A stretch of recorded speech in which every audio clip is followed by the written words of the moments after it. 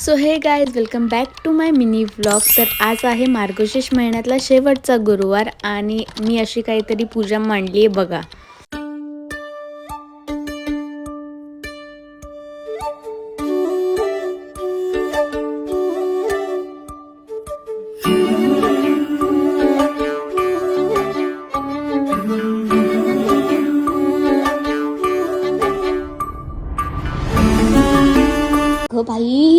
अगं बाई किती गोड आहे तू. बाबा बाबा